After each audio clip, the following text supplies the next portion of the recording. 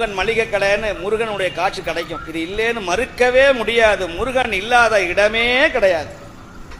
அவன் என் கூட இருக்கிறான். நான் உணர்ந்திருக்கிறேன் அந்த முருகனை பற்றி. அந்த முருகனுடைய கருணை நிறைய அன்பர்கள் கனவில்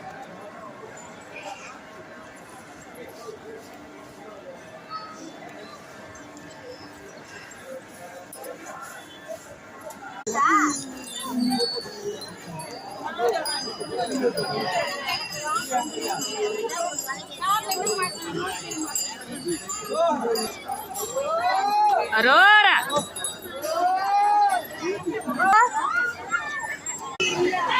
Ayo.